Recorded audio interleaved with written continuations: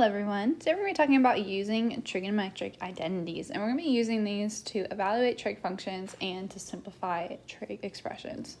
So a trigonometric identity is a trig equation that is true for all values of the variables on both sides of the equation. And some of these identities are listed here, and these are the ones that we're going to be focusing on to use to evaluate these functions and to simplify trig expressions.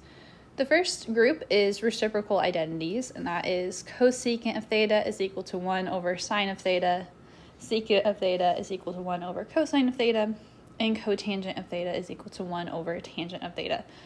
And this is what we already learned in our first lesson. And so basically this is saying that cosecant is sine flipped. So for instance, the sine of theta is 5 over 4, cosecant would be 4 over 5, and so on.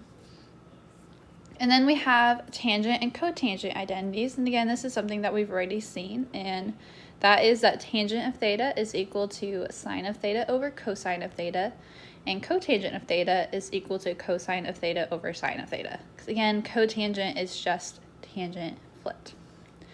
And now these next three groupings are something new that we haven't already seen. The first is Pythagorean identities, and so we have sine squared of theta plus cosine squared of theta is equal to 1. And so you can kind of think of that just like Pythagorean theorem, a squared plus b squared is equal to c squared. And so if I'm looking at that visually, if we remember our unit circle here, I have my unit circle, and remember our unit circle has a radius of 1, and the point that my terminal side of the angle intersects that circle, if you recall, is cosine of theta, sine of theta.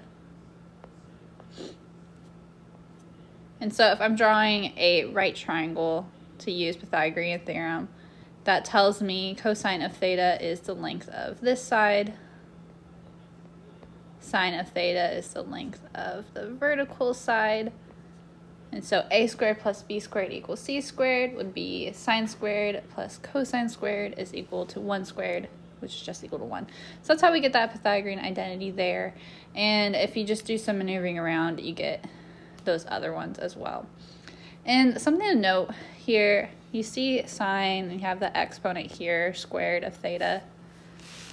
What this is really saying is that we're taking sine of theta and squaring it. And so something to remember is that sine squared of theta is equal to sine of theta squared. Those are both saying the same thing. So you're just taking sine of theta and multiplying by itself. And then we have cofunction identities. And so we have sine of pi over 2 minus theta is equal to cosine of theta. Cosine of pi over 2 minus theta equals sine of theta. And tangent of pi over 2 minus theta is equal to cotangent of theta.